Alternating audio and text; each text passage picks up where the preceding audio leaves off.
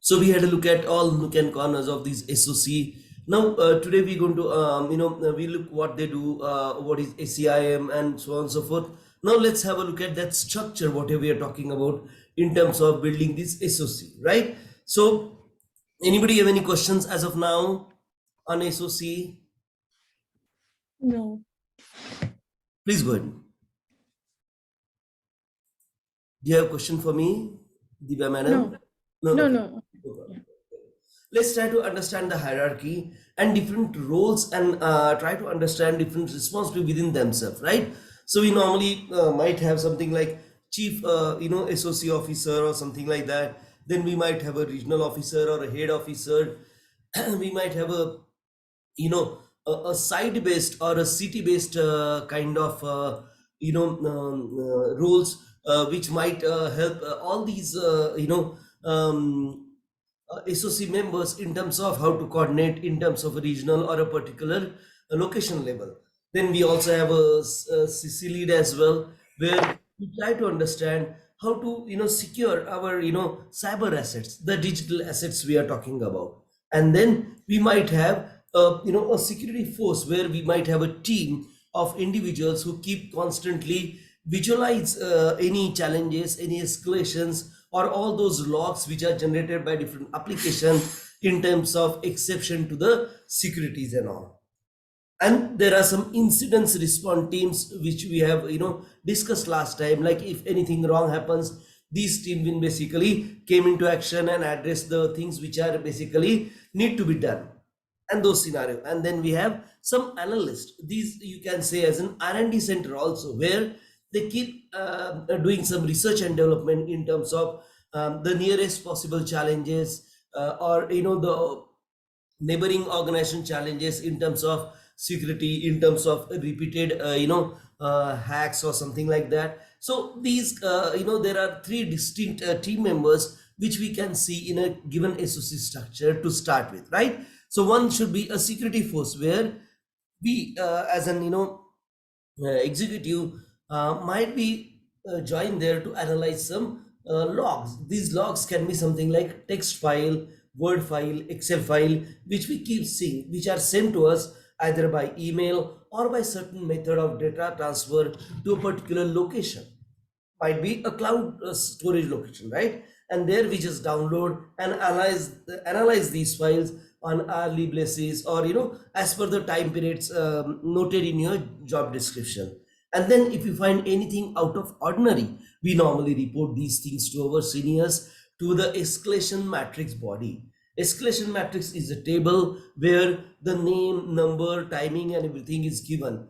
Let's say if you are a kind of cyber security auditor or cyber security analyst, you normally have a look at these logs, and in case if you find anything out of ordinary, or there are some escalation levels given there. So in case if you find something, if you observe something out of ordinary, you normally report as per the escalation matrix, as the instruction given in that table, whom you should report. Where is it, what can say, severity level, how was the severity level of that instance, and so on and so forth.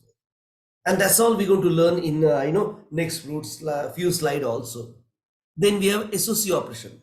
These are the kind of 24/7 team where if anything happens in terms of out of ordinary, or which is a kind of threat to your security, so what you do, you normally have a kind of predefined procedure to follow. In case the event is out of ordinary, never occurred before, then you might have a discussion with your reporting officer and make sure what are the action point to be initiated, and so on and so forth.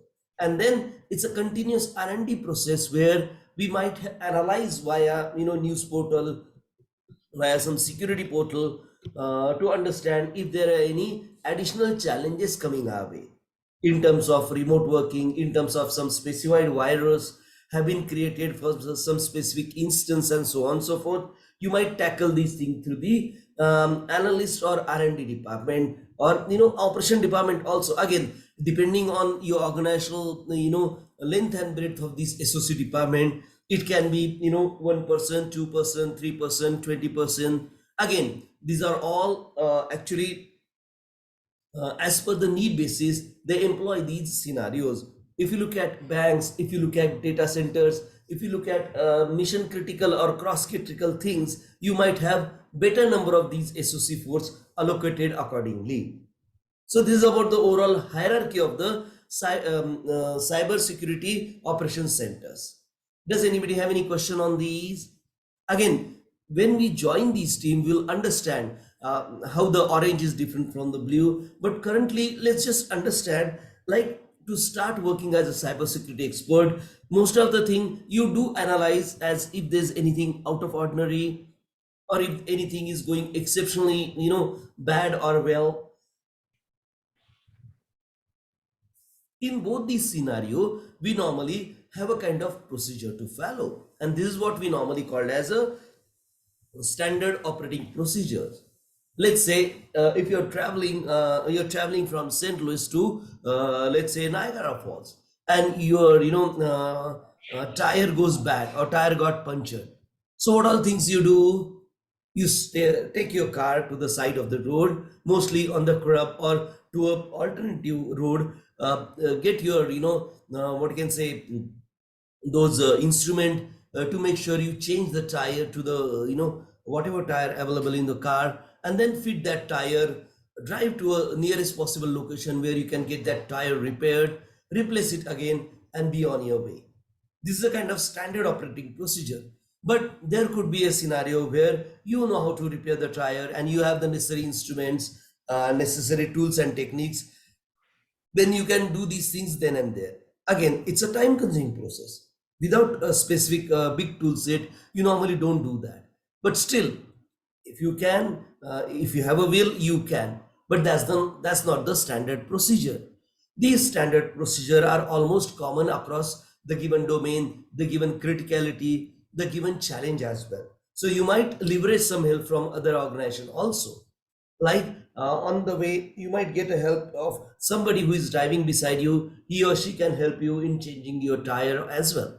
And this is how, in a similar scenario, even in SOC, we take help from our counterparts, our neighboring organizations, to make sure we attack the exceptions or rather we solve those challenges with the ultimate effort, with the best possible foot forward, with the best possible hands on the deck kind of scenario. So whatever help we can get, we do try to get this help to make sure we address this thing. Again, there are challenges like many of the these different teams, they might try to help you, but they might damage you in the end. So we need to be really careful where you are retrieving your help, how you are applying this help to a given situation, given challenge. And that's what we normally learn from these our mistakes, our past experiences. That's why we have a complete great hierarchy in terms of how do you solve these things, in terms of a normal exception, in terms of exceptions, and so on and so forth. So we have priorities, categories of these exceptions whenever it comes occurs to you. And then we normally, in case it's totally new exceptions, we might need to sit with our subject matter experts and take help of them how to guide these things. This is within our organizations. Okay, and that's how we basically work out or solve these challenges coming away in terms of maintaining security of our organization. Does anybody have any questions as of now? This is all theory. We're going to do the practical as well. Don't worry. Anybody have any question for me at this moment? Okay. Am I audible? You can hear me. Okay. Okay. Yes. Sure. So let me move forward. Now let's try to understand we as an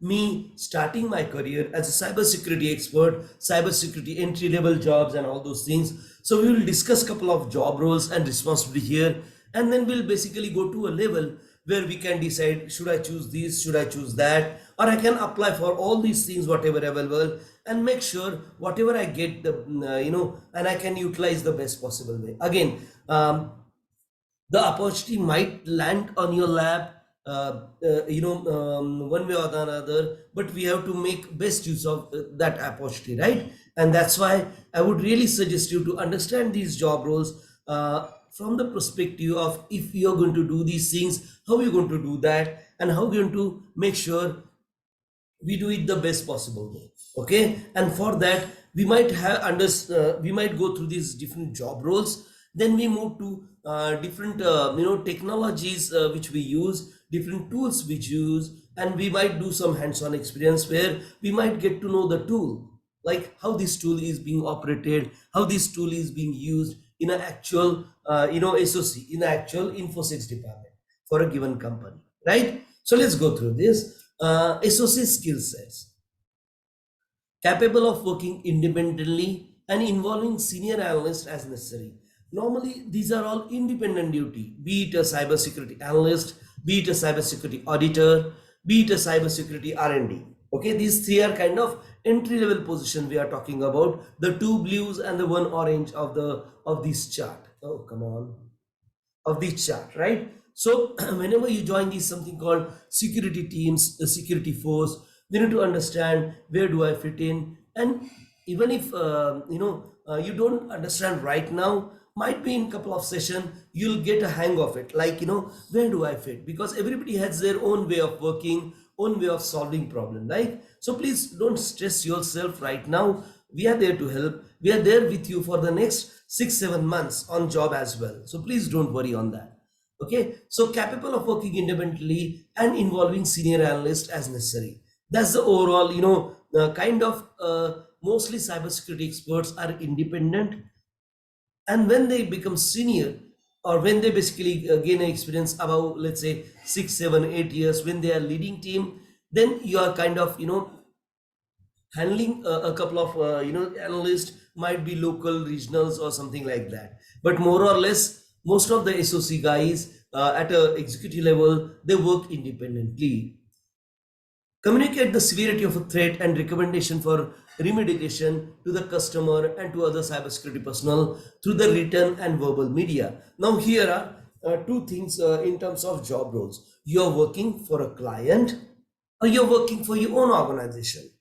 These two things do happen. When you're working for your client, you might review your client's securities log, analyze their security systems, do R&D for them as well. But sometimes you might work for your own organization to track down the security, to make sure it's completely secure in terms of all their digital assets. So that's how, in terms of how to do these escalation, how to recommend the solutions, or how to address the severity of a threat which you might have detected, might be via log, might be via observation, might be via going through a tool sets which normally depicts the instances in a severe, non-severe, or a light kind of categorization. You might have to have recommend these solutions to your client, within your organizations, to your boss, to your reporting officer, and so on and so forth. For detailed process procedures to analyze, escalate, assist in a remediation of a critical information security incidents. So here we are talking about mostly analyze, observe, look, go through the logs, and then report it to the concerned person, as mentioned in the reporting hierarchy, as mentioned in your what you can say, escalation matrix. So escalation matrix is one of the most critical thing we do address in terms of how you can address these challenges coming your way, be it a cybersecurity labs, be it a cybersecurity lacuna, be it a totally new instance which we need to tackle on an ongoing process. Okay, configuring and monitoring security information and event management, SIEM. This is also one of the tasks which gets executed by the organizations for themselves or for their client as well.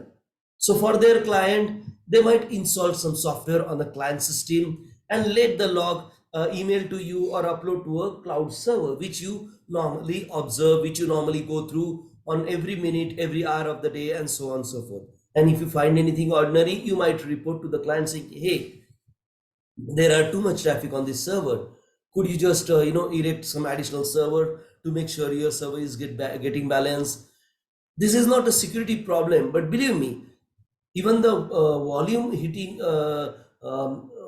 if gets multifold in terms of server request, server might go down and we might have something called denial of service attack, and these are the normal things. So we do monitor the load on a server in terms of software, in terms of the request coming from a network, in terms of which type of request are we processing, and so on and so forth. Even any challenge in terms of getting logged off of a customer multiple times might be a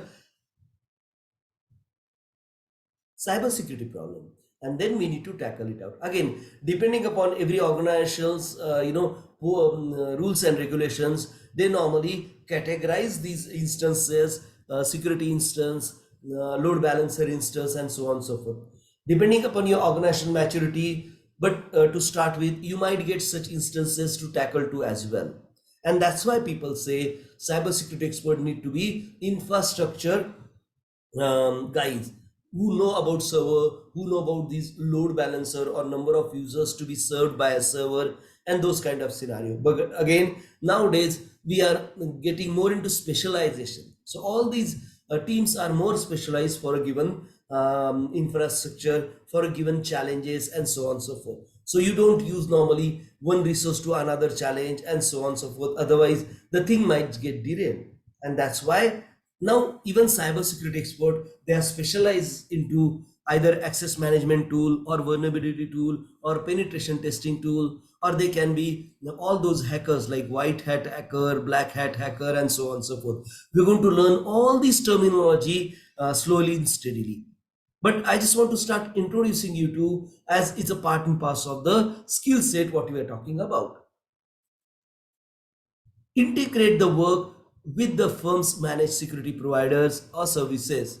You might be a kind of coordinator who coordinates with the cybersecurity service provider.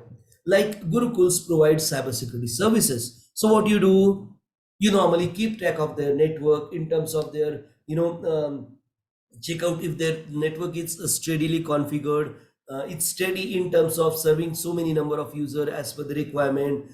It has all its bells and whistles in terms of physical security, logical security, the disaster recovery, the backup and restore, all those kind of processes, standard operating processes already implemented there. That's why even if you are working with something like managed security service provider, these guys take care of all these things, so that the overall what the team normally does on the ground is the incident response.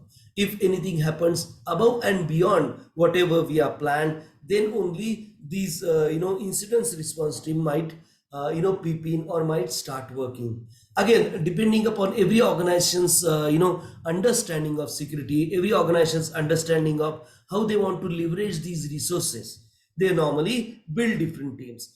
Some organizations might give the names like infosec on ground, infosec on exceptions, infosec on r&d, and so on and so forth as well. So depending upon the what you can say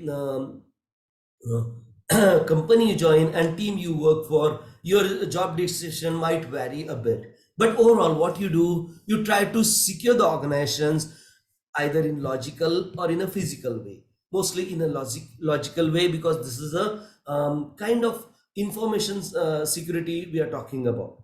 So mostly in a logical way. So what we do analyze some log of some softwares where this software keep steering the log in case of any exceptions happening.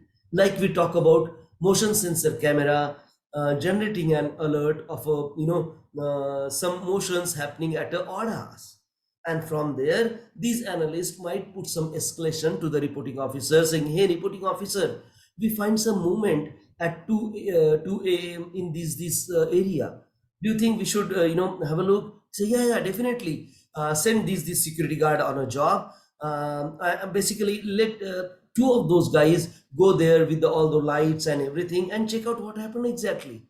You might find a dog creep through the gap between the land and the compound, and might be he's injured or something like that. You might find something like that quite often. But does it mean that we should ignore that? No. It can be a good thief who might have come there to steal something or to do some damage to your assets. And that's why every time we go there, we try to analyze. We might have some additional camera who normally we normally call as movable camera, which can be concentrated on the similar places and try to understand even remotely if there are any challenges or do we need any human intervention at that time or not. These are all part and parcel of security centers, as we've discussed earlier. Anybody have any questions as of now?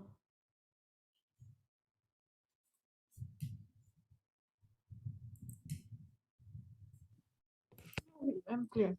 We are good, right? No problem. If you have any questions, do let me know. Now I have a really good video here where I want to show you how the cyber security center look like for a given organization. Okay, come on, give me a minute, please.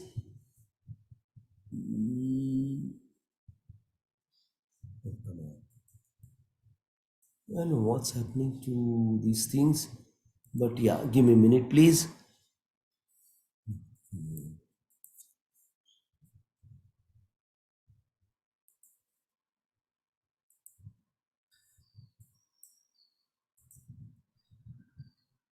Now, this is a small video, 3.5 minute, where we'll try to understand how overall these incidents response team do, their, response in terms of these exceptional scenario. Could you see a lady with a torch on your screen? Yes, I can. Great, great, great. No problem. Oh, come on. In the server room.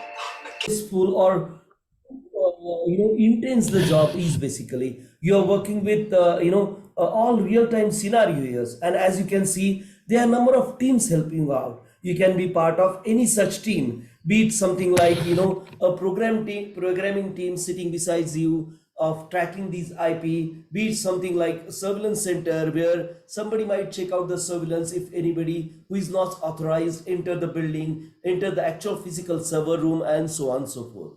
Many a times, all bigger data center server rooms are nitrogen cooled, means humans normally don't enter to those server rooms. But as all these movies and all these videos they say, there are few server rooms which a human normally do enter physically and make some changes in terms of removing those physical processors, boards, RAM, storage device, and so on and so forth. Again, depending upon the organizations you work for, the overall roles and responsibility do change a bit.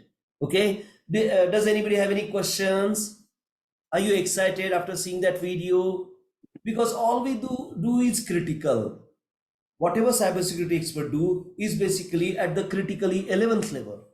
Nobody else can address, and we are the only person who can address, who can segregate the wrongdoers from the right workers, right workforce. And that's how we are very crucial in terms of continuously monitoring these network requests or the working of individuals on a day-to-day basis. Does that make sense?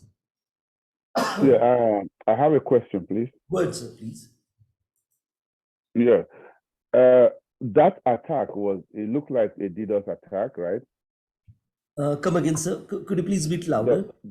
Does that attack look like a DDoS? Yeah, DDoS attack. That's what she said. So what was that gentleman beside the girl, the lady? What was his own part of the whole thing?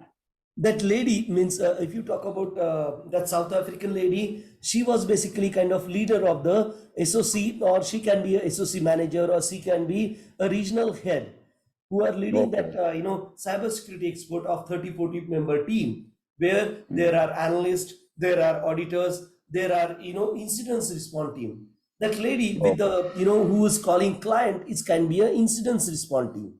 So whatever something happened, then only she steps in. Those two persons, right? A gentleman and a lady who was kind of responding to the threat. Yes, go ahead, please. Yes, I was asking what is the role of the gentleman? Okay, those two kind of incident response, sir. If anything Okay. goes wrong, Mm. then you need to respond. Like anything out of Okay. ordinary happens, now we need to control the situation, we need to contain the situation. Like the Okay. police is if any theft happen, the police stepped Mm. in. Otherwise, they Okay. let you live happily, something like Yeah. that. Okay, but were they supposed to? Were the lady supposed to talk to the owner of the account, or was supposed to talk to the manager of her team? Right, that's right, that's right. She's a coordinator. She do coordinate with client. She might get help from the SOC head who was talking or who was initiating the overall or leading the overall efforts of tackling that attack. We're going to learn all Okay. these slowly, steadily. I've just shown you as an how quick the things can derail, how quick things we need to control. So we need to decide, are we, going to be part of incidents response team? Are we going to be part of a kind of normal auditor who reports, oh, there's a challenge. There's Okay. something, not non-standard thing happen. And then these guys can take over from you and they do analyze in terms of they do need to, run some tool. They need to check certain things. Might be a recording of a camera or a kind of, log of a tool or something like that. Okay. My next question is: are we going to be trained, on how to configure a dashboard to be able to monitor the platform for any security alert? Yes, we do basically. But Good. normally Thank everything is software configurable. Means on your Yes. screen, you might get a Ye- button saying, ki, okay, in case of temperature being this high, please raise alarm. So there could be a sound alarm, paw, paw, paw, or something like that, whenever the temperatures goes above certain limit. And this is what we Okay. normally call escalation mechanism. So you are escalating the incident to the next level so that everybody is aware, and we normally step into a shoe of incident response then. There could be Okay. just 4 or 5 members rather than the 30-40 we seen on this video. So there could be 4 or 5 members who does all the work as well. Means you are analyst, you are also incident response, you are also basically kind of handling the client communication and so on and so forth. Okay. Good. Okay. Good. Thank you. So from the skill set, I saw that there's a configuration. Like we're going to configure and monitor security information. Right, round the And clock. preventing. So I'm looking forward to see how we're going to configure the dashboard so Yes. we can see the entire security platform. So in case there's any alert, we can see it. And we're Thank going you so to much. see configuration of couple of tools as well. Like how do you configure such tools? Like I told Mhm. you about the temperature. Temperature might not be with every tool. There could be something Yes. like if there's a request coming from certain individual to your network, then they might sound an alarm because we know that person is a hacker, that person is a bad guy or a wrongdoer. And this way we normally configure our system mostly via software. You don't normally go and push some buttons. Okay, like Okay. that, Okay. use the keyboard, right? She Yes. switched something like that we do. And we're going to learn that as well. Please don't worry. Okay. Okay. All right. Thank you so much. Most welcome, sir. We are here to learn. So yeah. Anybody else have any question?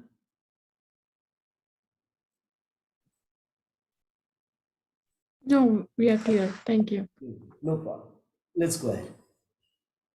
Now let's try to understand what are the different users we normally support and how we as a SOC center executives service them, support them. Serve as a SOC initial point of contact for all users. These are the coordinators we are talking about who keep talking to the other person. It's also a mammoth job, believe me. To calm the person in a distress is a challenging job. Think it of a kid who had some injury, might be on his hand, might be on his leg, due to some fall, due to some he was playing and he come to you. So you need to first calm him down. And that's also pardon me, that's also one of the challenging thing we have to do in terms of parts of our roles or the responsibility. We have to calm down the client, because if you get disturbed, if you miss anything in terms of observance, in terms of addressal, it can be a win or lose kind of scenario. That's why what we do, we normally keep coordinating in a very calm, cool manner. This doesn't mean that you're responding in a very calm, cool manner, even if the building is on fire. No, the thing is that you have to understand the criticality, you have to understand the situation and respond accordingly to everybody else, and not to add to the chaos, not to the add to the disturbance, but to solve the problem, to address everybody in distress, to do their whatever the most appropriate actions. Like in the fire, you have to guide everybody via some exit. Let them not use the lift and something like that, right? You might have seen the fire drill in your organization. Now, this fire drill is also part and parcel of SOC in many organizations, because we have to make every asset secure. Human is also one of the assets. In case of fire, we need to make sure they know where is the door, where are the stairs, how we can quickly go down through the stairs. In some scenario, we might have something like slides, that rubber based slides the aeroplane uses. We can have similar slide for second, third, fourth floor, so that in case of fire, everybody can exit the building within a few seconds. And that's the scenario what we are talking about. We scan and monitor the system vulnerabilities on servers and infrastructure, a device using threat and vulnerability security solution. This can be as simple as a camera. This can be as difficult as an software on your smartphone showing you red, green, yellow, blue, and all those color codes. So if there are red, you need to address those points first, and so on and so forth. Again, depending upon your organizational adaptation of how this escalation works, you have to learn, and they will train you on if they have developed a customized tool as well. Okay, so we provide strategic and tactical directions and consultation on information security and compliance.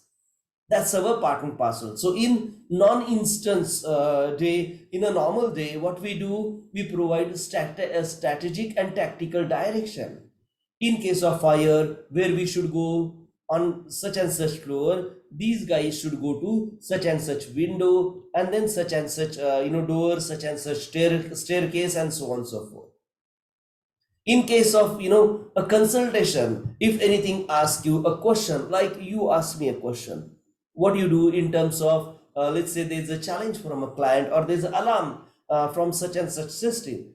So that system is for certain thing, like that system is for somebody's trying to access, even he or she don't have authorization. So in that scenario, I might check the request log, who is requesting to log in to the system. I might find the IP address, I might find the trace, and then go to that place. If it's locally available, I might go locally. If it's remotely, I might inform some other team to go to that place and check out who is trying to log in without those authorization and authentication codes, and so on and so forth. Participate in security planning and analyst activity. Security planning is basically sit with the top boss and trying to understand how many cameras are necessary.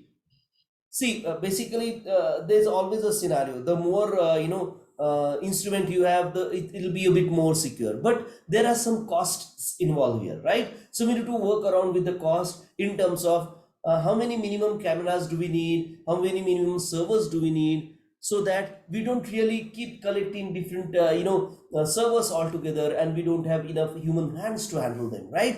In such scenario, we might topple off the security wing. So this way, we have to sit with the planning team, we have to sit with the analyst team to understand what type of volumes are we looking for, and this is what we call volume sizing exercises. So volume in the sense, how much storage do you need, how many monitors do you need, how many keyboards do you need, how many human force do you need. So volume talks about man, material, machine.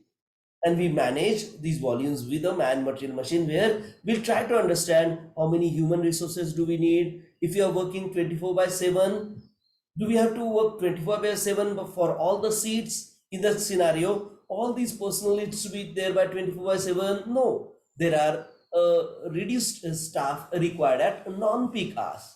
What do you mean by non-peak hours? Wherever the overall, workload on our systems are minimum, we don't need such a huge force. Then we might plan some shift.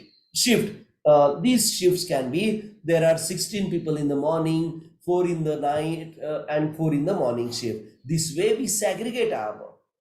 We have maximum people whenever we tackle maximum problem, and this we might learn by experience also. We might fill the morning day shift, the morning shift and day shift, or day shift and night shift with more members as per the requirement. We might change the strategic and tactical directions.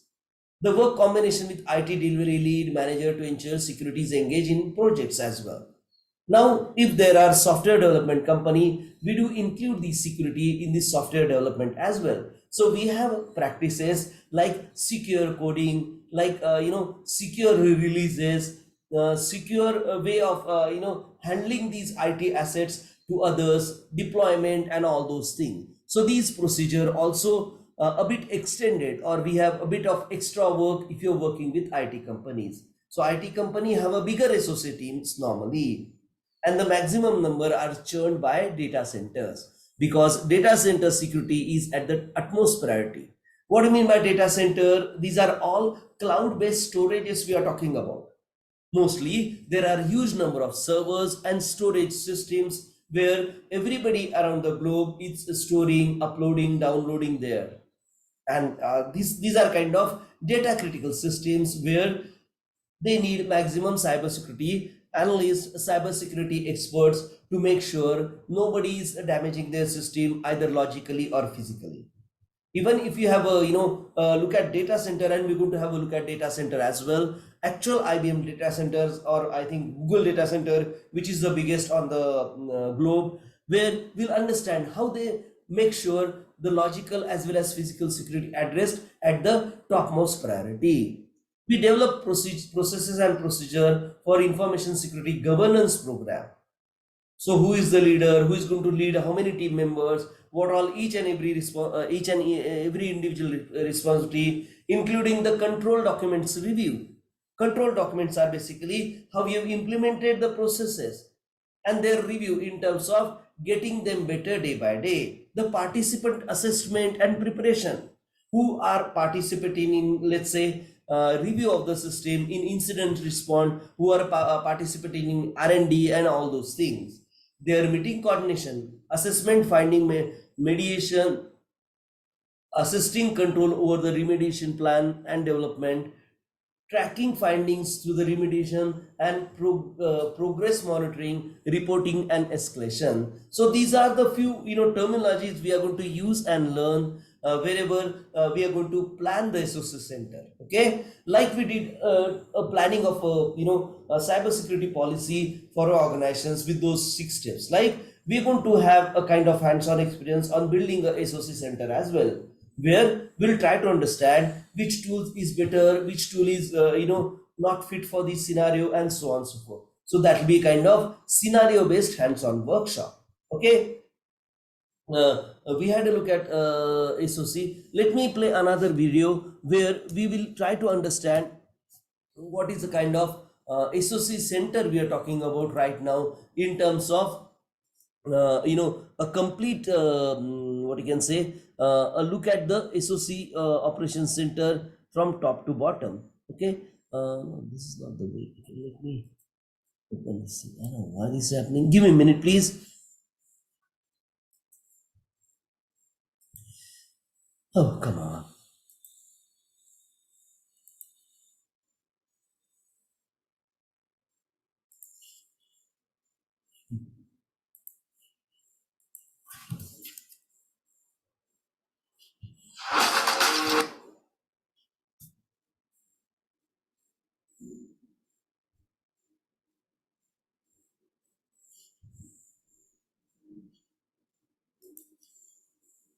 Have a facility, you really just need the people. Oh, come on.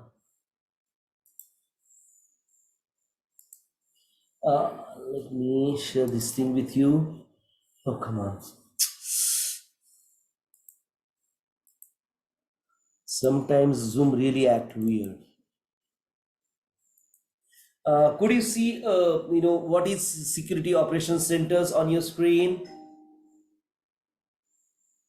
See that? Yeah. Now here we are going to understand what are the different departments within SOC. Now we're going to Yes. understand some technical terminology here, where we'll try to, go through this actual center first, and then we'll basically learn this terminology one way after other, or a step-by-step processes. Okay. So please have a look at these, and we'll discuss. I believe you got an idea of how SOC department works. Is that a fair, statement? Have you understood how SOC functions in terms of, the operators, the analyst, the auditors, the incident response team functions in terms of a typical cybersecurity center? Have you understood or got an idea? We are not got into the details of how each and everybody is working, but overall I believe you got an idea what SOC does, how SOC functions in a given day. Does that a fair statement? Anybody have any question for me?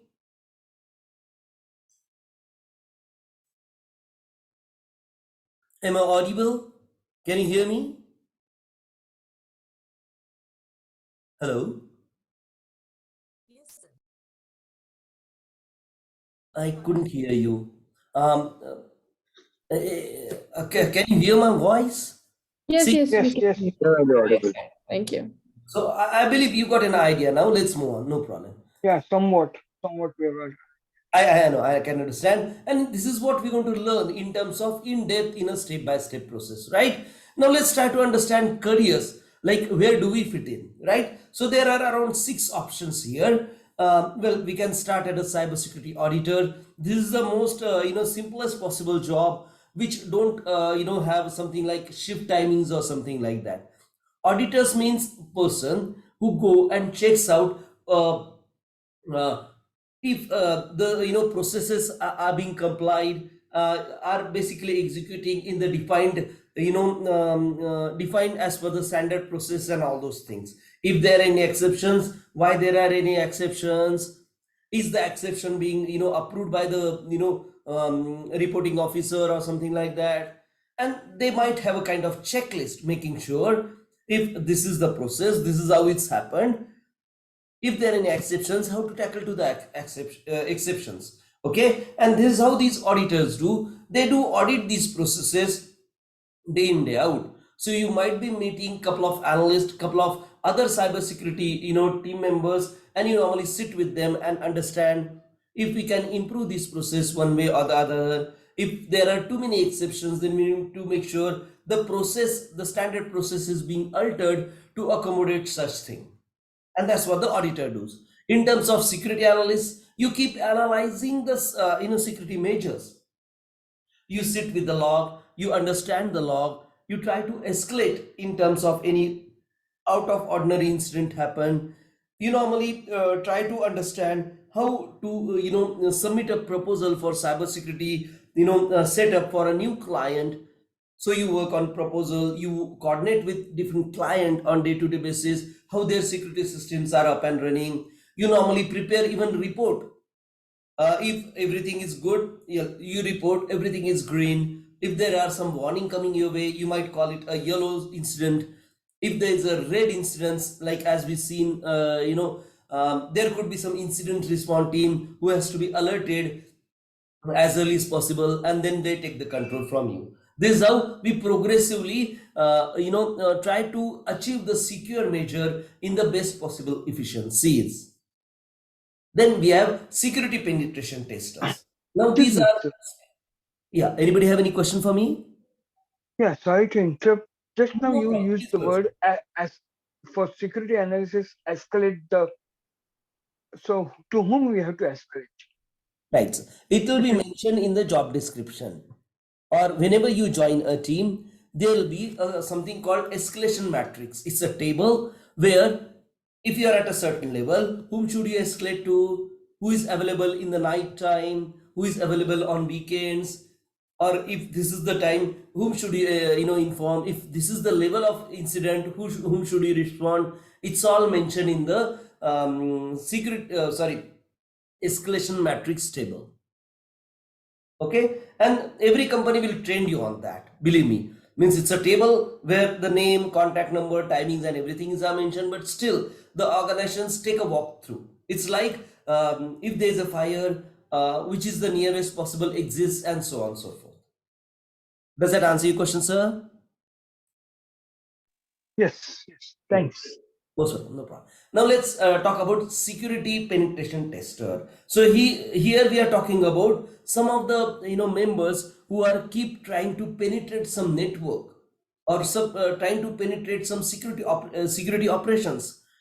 Like there could be a person who are hired to try to penetrate the physical security of a factory, of a shop, of a data center. And believe me, all these data center do have such kind of paid members who try to penetrate their network, who try to penetrate their secure compound wall, and so on and so forth also. So did they caught? If they get caught, definitely that means the security is good. If they are not get caught, it means that the things are not secure enough. There are a good number of websites who let you test their network for penetration testing, so you can use all your ways and means and win the award as well. Even NASA had certain awards. I don't know if still is there or not. There are some data center erected by NASA in Phoenix Desert. Now if you try to breach the network logically or physically, you got an award. And if you are successful in that, and there are some sort of a 10 to 12 levels of penetration. So even if you penetrate one level, you might get $5,000 or something like that. So there are open challenges as such, so that they make sure whatever security they have erected is sufficient enough to prevent anybody to enter their network, anybody to enter their physical compound, and something like that. So this is what we call security penetration tester. These are also labeled as a hacker. So what hacker does?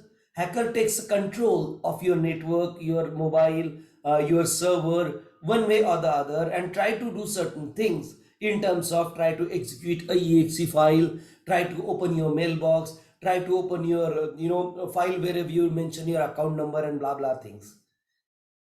Basically, the taking control is the main issue here, where we have to make sure nobody else whom we have not allocated the authorization and authentication should be able to take control. And this way we're going to study even how to achieve this penetration testing. What are the tools do we need to achieve this penetration testing? How you can be a white hacker, how we can be a black hat hacker, and so on and so forth, and the differences in between them. Okay, just hold on. Now security penetration tester is basically a technical job. Here the technicality starts, where you might have to do some program to penetrate that network.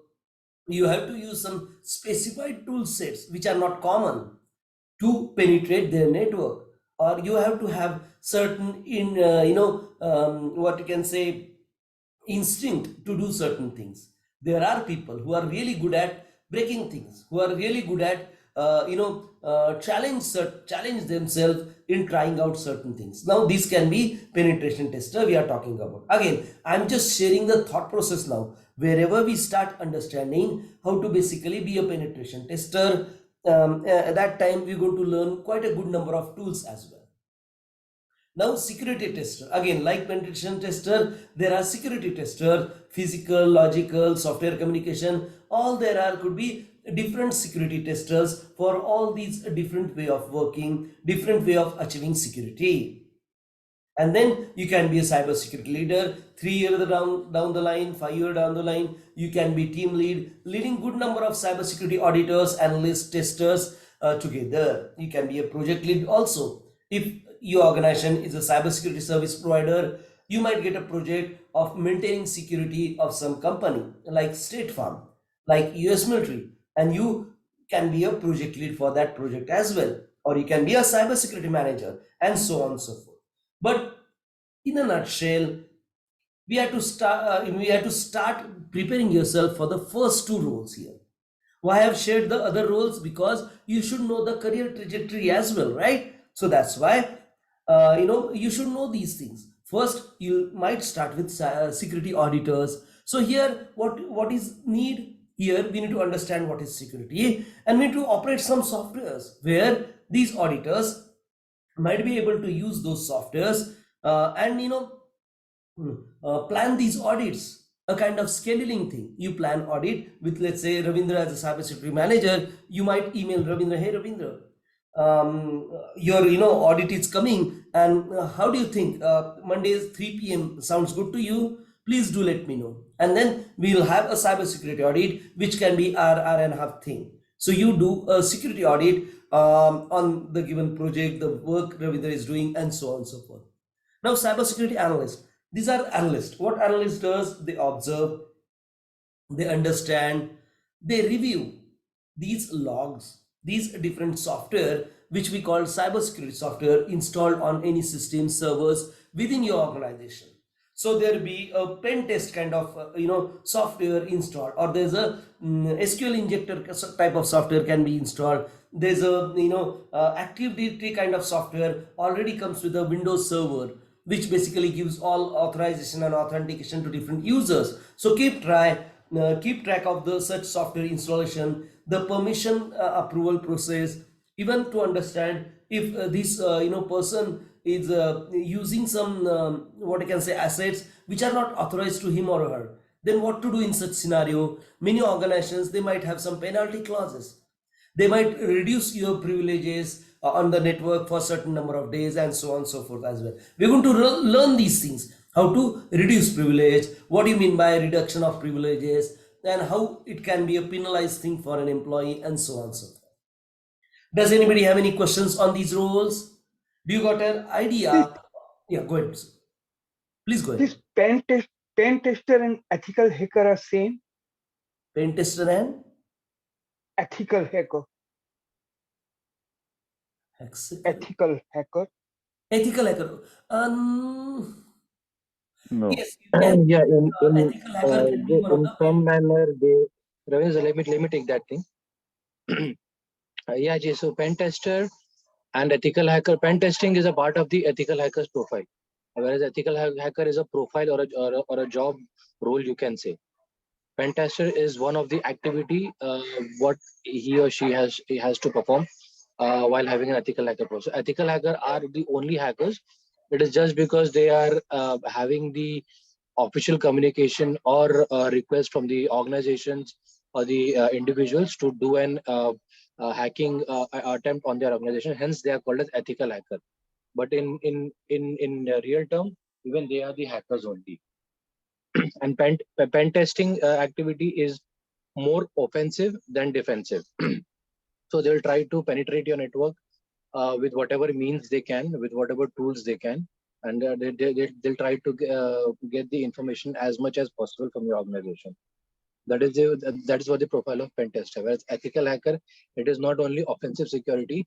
They will they will try to figure out the open areas in your network or the vulnerabilities in your network, and accordingly will suggest some plans, solutions, and the guidance as well to close those vulnerabilities.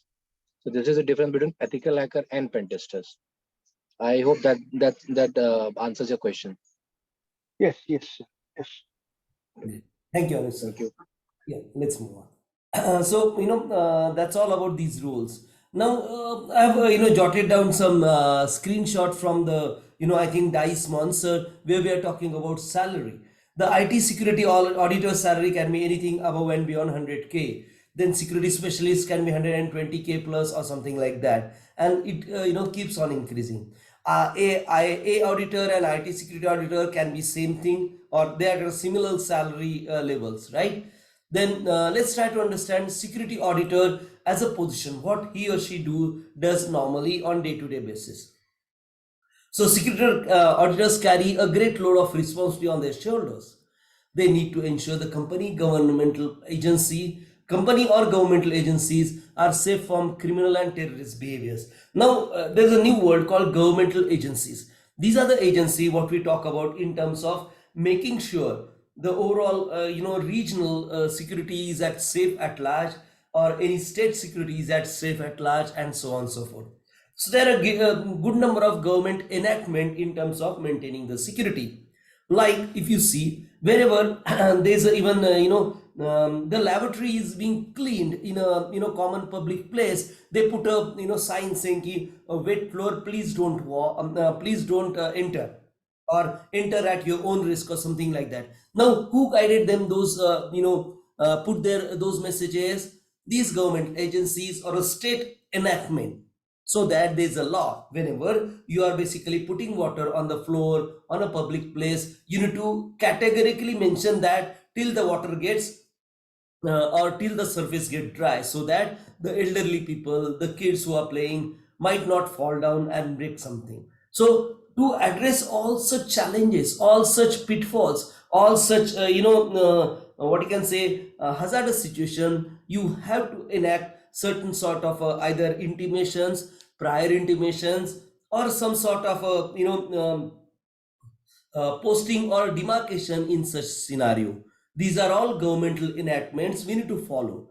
So it's security auditor's duty to understand the local enactment also in terms of the state enactment. And there are good number of enactments depending on your state you are living in, and there are differences in terms of number of enactments to be followed by a given corporate. These are different from the different companies also. A food company might have to adhere to different compliances. A software company might have to adhere to different compliances. All these compliances may to make sure the employees, the workforce follows those things. That's the responsibility on the security auditor's shoulder. In case of your factory has some sort of a discipline of a uniform, then even maintaining those discipline, or handing out to the what you can say non-compliance type of leaflets to these persons who are not complying with the uniform, and understanding why not, and those scenario is also kind of a duty of security auditors. Now, to make each and everything secure is the utmost priority as far as security auditor goes. Since most business and agency keep the lion's share of their records in a digital database, this must be appropriately protected by firewalls. It can be hardware and software. By encryption, we're going to learn these things in terms of what is encryption, how do you apply encryptions, then other security measures. These databases need to be tested periodically to ensure that they comply with the latest IT standard and practices, either implemented by the organization itself or the state and federal enactment or laws in place at that time. So yes, there'll be a need of a knowledge of law up to a certain levels from the security auditor's point of view. So whenever you join an organizations, they'll first give you these big couple of books called IT law, secure network practices, the physical restrictions to different hierarchy of employees, and so on and so forth. Now all these policies and processes in place for a given state, for a given type of business, has to be implemented by the cyber security auditor, and they keep auditing this thing even if they are just walking on the corridors. Believe me, that's the job. That's the kind of overall observations you should inculcate in yourself. You should put in yourself so that you can be a really good auditor. And believe me, this auditor can get good rewards for pointing out any threat coming your way proactively. So that's why don't feel cybersecurity auditor job is a kind of entry level or not so important kind of thing. No, it's really important. There are very specific job responsibilities shouldered on such person to make sure the organization is secure, the databases are secure, the organization functions in a uniform or complied way to the state and federal laws. These are all in a nutshell a cybersecurity auditor does. Not just audit, not just go to the team and try to audit if they are working according to in compliance with whatever policy and procedures we build, and the state and federal as well. But yes, you can do you have to do this pre-planned audit so that to make sure everybody following those compliances. The security auditor must be design and manage an audit for the organization. So you have to design an audit, or you have to update that audit as per the current need. So as an auditor, you are an analyst by itself. So you keep studying different tools availability, the new way of getting complied to all these, different standardized process of secure measures. Depending on the size of the organizations, the audit might be rolled out at a departmental level, at an individual level, but some companies are small enough where the entire system can be audited at once as well. So normally these guys have monthly security audits or 6 monthly fire drill or something like that. The determination must be made by the auditor who can assess the overall structure of the organizations and system, or who knows the structure of the organization and the system followed by them. Does that make sense? Could you understand the importance of cybersecurity auditors?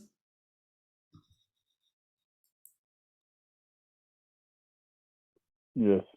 Good, right? Yes. Any question, please have a look at recording and we can discuss in detail. What I would really suggest, start thinking to work as a cybersecurity auditor as a first step. Start building your profile, start building your understanding of as a cyber security auditor working for X company, and try to understand what are the things do we need, what are the tools they use, and we're going to learn these things in a progressive manner here forth. Okay, let me move ahead.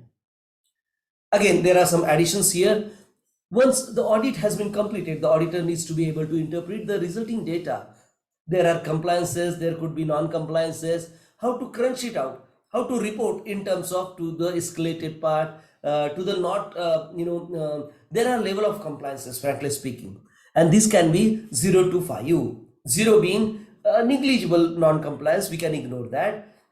1 means has to be notified to the team like you are not non-complied, and has to be notified to the organization level, okay, this non-compliance has been happened. The might be a bit dangerous where certain things has to be tweaked down, or we might need to go to a re-compliance process. 4th can be a bit dangerous, it can be a hazardous to the team and team members. 5th can be hazardous to everybody in the world. So depending upon the level of compliance, level of non-compliance, we normally escalate this thing. This is highly detailed and analytical process that asks professionals to sort out endless reports with a fine tooth comb. You try to understand the process, or the way these workers are complying with the policies and processes of the organization. So you have to work with a really fine tooth comb. So is it a really, what you can say, dangerous non-compliance, or it can be ignored or something like that? If it happens repeatedly, do you think it's still a kind of negligible, or we need to go to a level where we start, telling our top bosses, boss, this is, non-compliance from the last 6 months or so. So this is really getting into the dangerous water now. If, for instance, security level breach is suspected, like we talked about, a wounded dog came into your compound at the night because it might be the wind might be howling, and the dog was looking for a kind of shelter, and he found it, or he dug up a ground near your fenced wire and peeped in to just be safe from those howling winds. Now this is a typical scenario, these things do happen. But if it's happening too often, then there could be a person who have observed these things and he tried to do the same way and try to seal out certain really valuable assets which you are stored in your compound. That's why even a small instance you can ignore at one time, but if it happens again, you might report it, and so on and so forth. So this way we need to scrutinize. So he or she will need to scrutinize the log to see if, where, if, when, or where let's say an SQL database is breached or otherwise compromised. Then the problem and solution must be assessed and detailed. Let me tell you, this is a really legal case, big legal case, spanned over 2 years. There was a CNN employee who basically shared his login credentials with his, I believe, sister or a friend. I couldn't remember exactly. And he or she, that friend or the sister who logged into the CNN, and basically shared really latest news with their counterpart, their competitor in the market. This happened around, I think, in late 2018. And this was then a case filed by CNN content manager. Okay, CNN and all these portal, or CNN, BBC, all these portal use something called content management system. They manage their content automatically through computers. So how the website should look like, where should be a CNN logo, where should be the latest news, which box is really relevant for this type of news is already predefined. So whenever you release a new news, the time and place has been already predefined in terms of the news type, the new coverage it should go to, and all those things. So if somebody try to steal these news from these with these login name and credential, it's a big thing, because that's their product, that's their content which they deliver on their website, right? So that's why that was a really big issue of sharing just the couple of news with their counterparts. They normally thrive on these, what you can say, number of hits per day, or the popularity, they count it that way. So if the number of users, the number of news readers reduced for a day or two, it's a dent on their business. That's how they look at it. So for such scenario, if you are sharing the content with your competitor, is a big theft.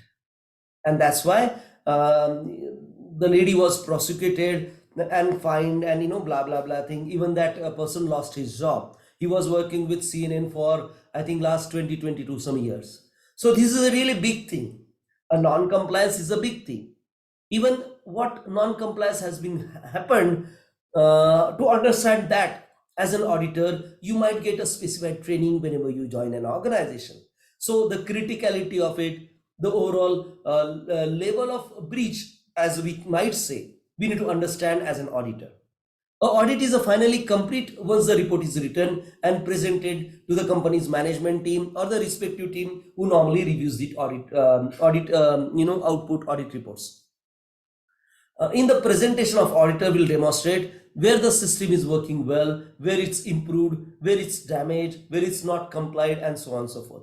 The report detail best practices for IT professional as well as the other staff members. If the report suggests upgrades, it's a part of their job to provide a cost benefit analysis as well and demonstrate the value of its upgrade. So if you're suggesting some new tool, you need to make sure the tool's licensing fee is to be justified with the output the tool should give it to you.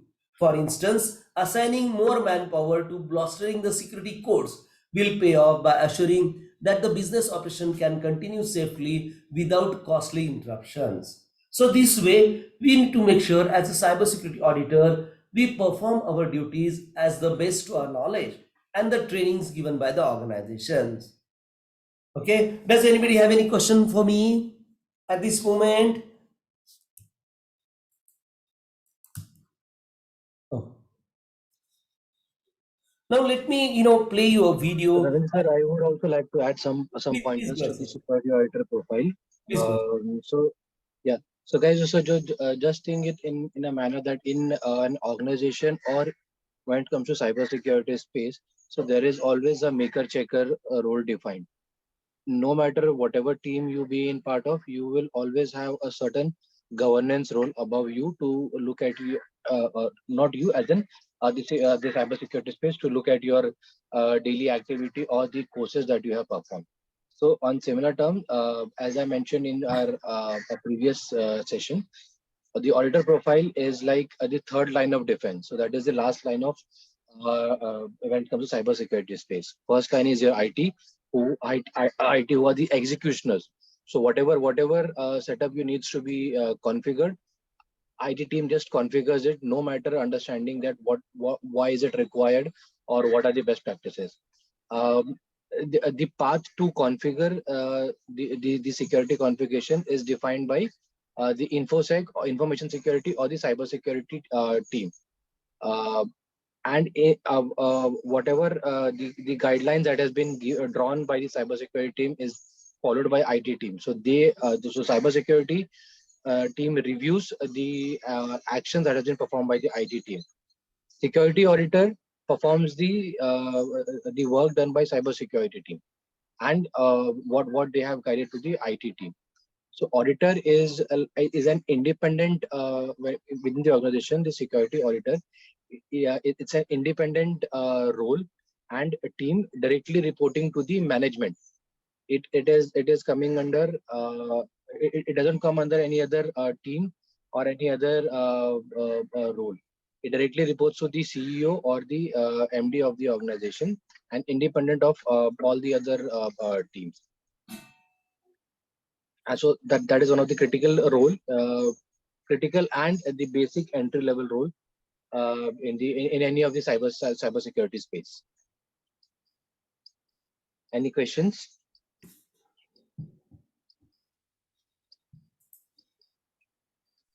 So auditor has to audit and submit the report every month or every week. How often?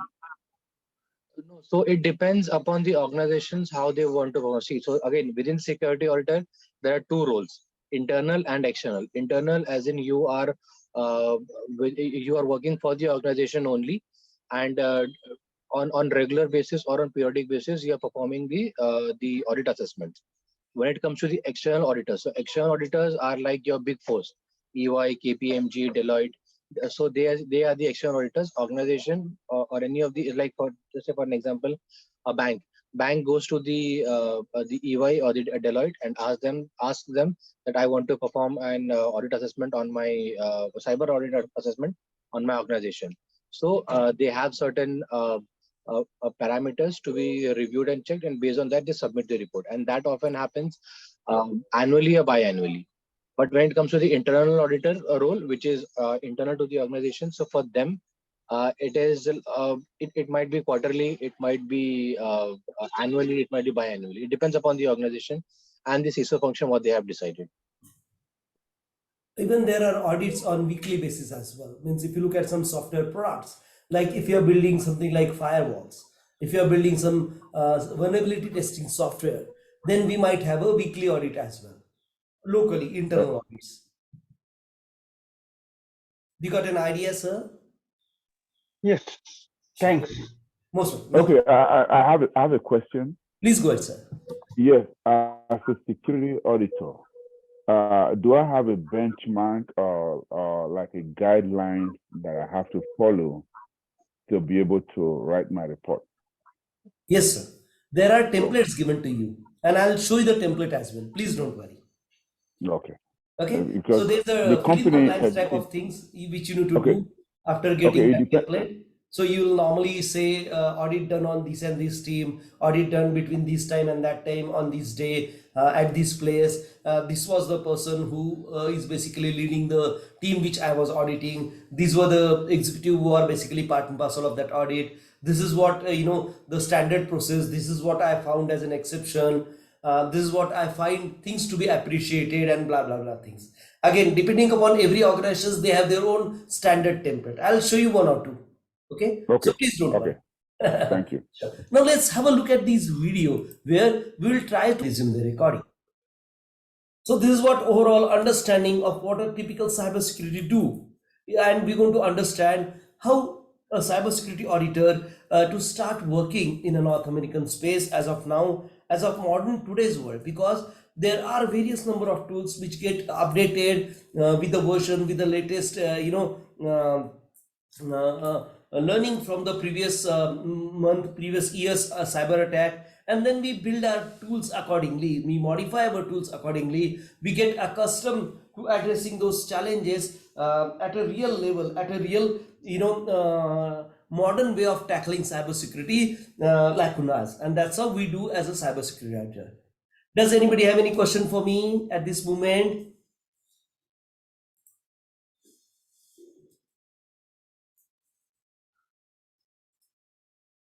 I'm going to share the link of the videos also, so you can have a look at them again, and then also come up with your question. Please don't worry about that. Okay, I'll take it like nobody have any question as of now. You could be able to hear me, right? I'm audible. Hello. Yes. Okay, sure. No problem. Thank you. Let me move ahead.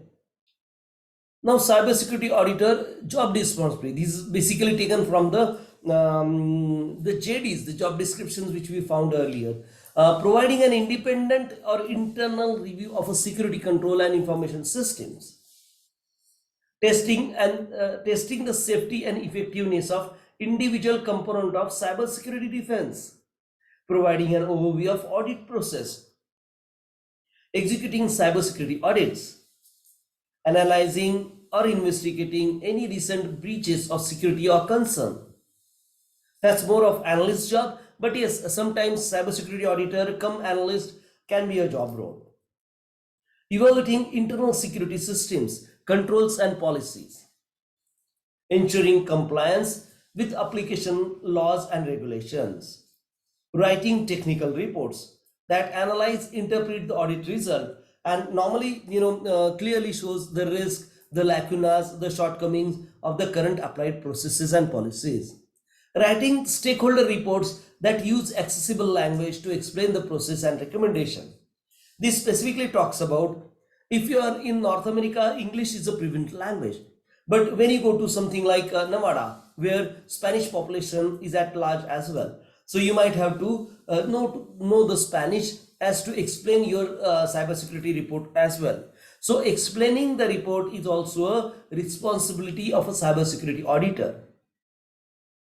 Or making sure the party understand what are the challenges so that they can address them. That's why this is the point which is quite important for a good number of locations as well. So if you are in such places where they normally use two different languages, we might have to walk some extra mile to understand the other language as well. But overall, English is a prevalent language in most of the part of North America and Canada. In Canada, we have French as the second best language. So depending upon your environment, you might need to learn some French, or you might need to brush up your French skill as well. So this is as far as the auditor goes, right? Now the next role. Does anybody have any question on security auditor, or you got an idea of how security auditor normally works in a given company?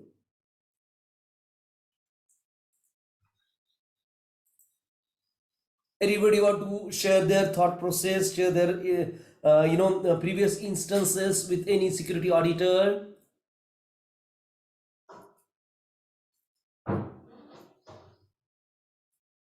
Are you with me?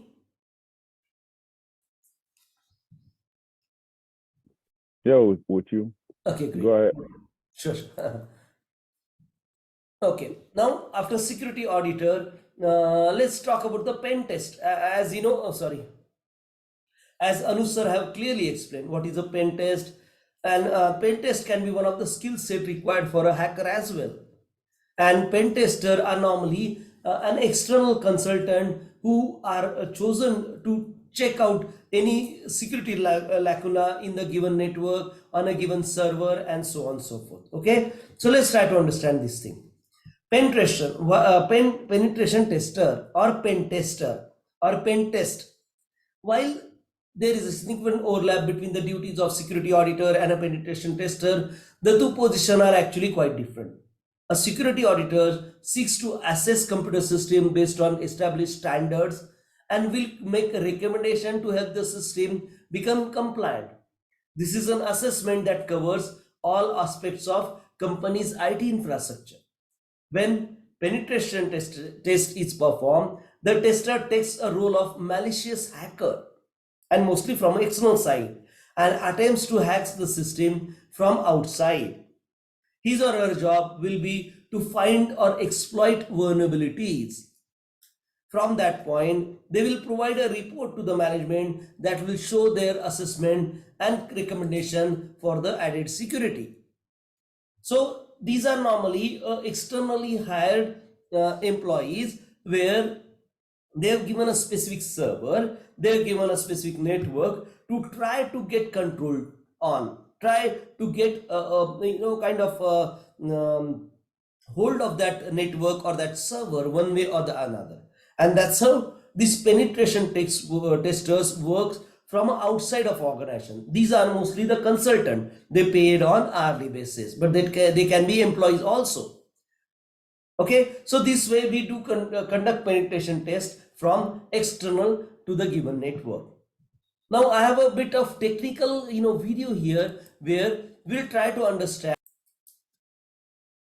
So as a penetration tester, we need to learn all these tool set, starting with something like what is IP address, what is metasploit, what is deploying the load to a target system, how to get a control of a target system, and so on and so forth. So for this, we might have to learn good number of technicalities, which we are going to learn after a couple of sessions. But here, I believe you got a good idea of a penetration tester. Any question for me on penetration tester? Anuj sir, do you want to add anything, sir? No, sir, I'm good. Okay. So I believe nobody have a question. I'm going to share this video. You can watch the other videos as well from the same trainer so that you can understand in detail, right? Now, both the positions are highly prioritized in a corporate structure as they both seek to improve the overall integrity and the health of the business. However, both have limits in the terms of scope. The auditor is primarily concerned with the standards that are applied that may not be out of date and well known to the criminal hackers. However, they do realize an entire system can find internal conflicts in a system that may result in a more common but often costly glitches and systematic difficulties. So here we are trying to compare cybersecurity auditor versus pen tester. The penetration tester scope concerns the external firewall or other security measure. So penetration testers are working from external, to your organizations. He normally don't visit organizations unless he want to present something or something like that. Normally, he or she works from outside the network of your office. Through highly valuable, their report will be primarily and concern just one part of the company's overall IT picture. So penetration tester might be trying one of the servers. Company might have 20, 30, 40 servers depending upon the company's length and breadth. Further, a typical penetration test does not often take into account the errors that might occur on daily basis, such as faulty programming or other human errors, or restarting the server but not reinstalling the complete server port addressable patch or something like that. A security auditor can spot these problems and implement the policy of the best practices of the organization so that whenever servers restart, the patches are applied, the software updates are applied to make sure we don't have any security vulnerability open for the hacker or a penetration tester. And security auditor can make that procedure a default. Without that, you don't normally give access to that server, something like that sort. So security auditor is a kind of pro positive role. Penetration tester you can call a bit of shady role for that matters. Does that make sense to you? Anybody have any question for me? Is it like too technical or something like that? Hello? Could you hear me?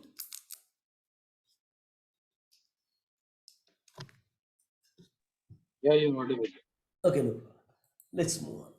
Now, this is the last slide where we try to compare cybersecurity tester versus penetration tester. Cybersecurity auditor versus penetration tester. Cybersecurity auditors may use different methods to check on the cyber security of various systems. Methods of particularly include established system surveys, diagnostic tests, checks that are run on a regular basis. This can be something like antivirus software we are running on a system. This can be something like a specialized software developed for our new software product as well. Penetration testing is a method of assessing system security by assuming that imagined role of a malicious hacker. So as Arjun sir have said, the penetration tester can be a hacker trying to target your system from outside and trying to gain entry into the networks, trying to gain control of your networks or a servers or a desktop or a laptop and system by thinking like an attacker instead of a defender, as we just discussed, right? So penetration tester can be a bit of malicious hacker as well. But cybersecurity auditors are pro-organization diagnostic testers, which make sure we don't leave any hat unturned for such penetration tester. So cybersecurity works within a cybersecurity auditors work within a company to make sure their securities are all measured up, are all updated and running for each of their organization day-to-day work as well, right? And then next time in our next session, I believe it's lots of technicality today, so let's round up session here. In the next session we'll try to understand the cloud or infrasoc analytics, where as we normally work on a cloud, we'll first try to spend a light on what is cloud, then move to understand what is a cloud or infosec analyst, where we'll try to understand how cloud analysts different from these auditors or pen test, and then how they perform their day-to-day job. What type of job roles are we considering here? Could you all apply for such scenario or not? And those things as well. Does anybody have any questions as of for me as of now?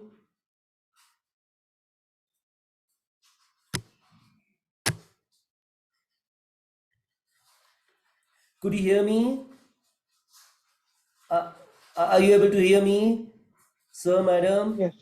Okay. So Yes. let's do one thing. Let me share these recording as well as the video which I showed to you. Please go through those, and if you have any question, please feel free to ask me whenever you are ready to ask, even if in our next session as well. Let me try to plan next session, if we can plan in the midweek or so, or let's work around that, and let's do this thing effectively. Okay, sure. So then let's stop here. Let's meet again. If not, then definitely on Friday at 9:30 p.m. EST. Okay. Thank you. Thanks a lot for your timing. Have a good night. Have a Thank great you. Have a weekend. good night. Thank you. Bye bye. Take care. Thank you. Bye. Bye.